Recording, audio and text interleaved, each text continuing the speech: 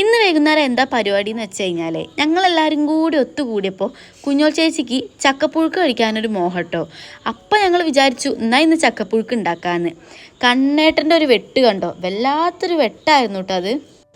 കണ്ണേട്ടൻ്റെ വെട്ട് കണ്ടപ്പോൾ ഞാൻ വിചാരിച്ചു ഒറ്റ വെട്ടിൽ തന്നെ 2 പീസാവുമെന്ന്. പക്ഷേ ഒരു രക്ഷയില്ലായിരുന്നു കേട്ടോ. ബാക്കി പരിപാടികളൊക്കെ അമ്മയും കുഞ്ഞോൾ ചേച്ചിയും കൂടി ആയിരുന്നു. ഞാൻ ആ ഭാഗത്തേക്ക് തിരിഞ്ഞു നോക്കാനേ പോയിട്ടില്ല. ഞാൻ അവരിങ്ങനെ പറിച്ചിടുന്നെടുത്ത് തിന്നാൻ മാത്രമേ നിൽക്കുന്നുള്ളായിരുന്നു കേട്ടോ. പിന്നെ മുത്തുത്താട്ടൻ ജോലി കഴിഞ്ഞ് വരുമ്പോൾ ഞങ്ങൾക്ക് എല്ലാവർക്കും ഡയറി മിൽക്ക് കൊണ്ടുവന്നിട്ടുണ്ടായിരുന്നു. അപ്പോൾ അതൊക്കെ കഴിച്ചു കേട്ടോ.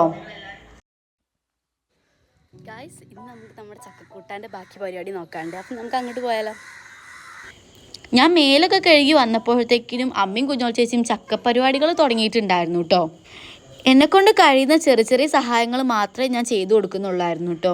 പിന്നെ അതിൻ്റെ ഇടയിലുള്ള കുറച്ച് സഹായങ്ങൾ എന്തൊക്കെയാണെന്ന് വെച്ച് കഴിഞ്ഞാൽ ഈ ചെറിയ ഉള്ളി അരിയാനും പിന്നെ പുഴുക്കിലേക്കുള്ള തേങ്ങ ചിരകാനും അതെടുത്ത് അരയ്ക്കാനും ഒക്കെ ഞാൻ സഹായിച്ചിട്ടുണ്ട്. അതൊക്കെയല്ലേ ഇപ്പം എന്നെക്കൊണ്ട് കഴിയുള്ളൂ. അപ്പം അത് മാത്രമേ ഞാൻ ചെയ്തിട്ടുള്ളൂ.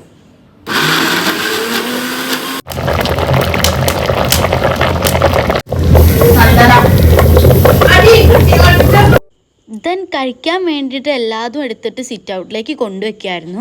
നല്ല ചായ ഉണ്ടായിരുന്നു, ചമ്മന്തി ഉണ്ടായിരുന്നു. ഇതാണ് കേട്ടോ ചമ്മന്തി. ആ ചമ്മന്തിൻ്റെ കളറൊന്ന് നോക്കിയേ, നല്ല എരിവുണ്ടായിരുന്നു കേട്ടോ ചമ്മന്തി. പിന്നെ ചക്കക്കൂട്ടം കഴിക്കാൻ വേണ്ടിയിട്ട് ഞങ്ങൾ പൊടിണ്ണീൻ്റെ ഇലയായിരുന്നു എടുത്തിട്ടുണ്ടായിരുന്നത്.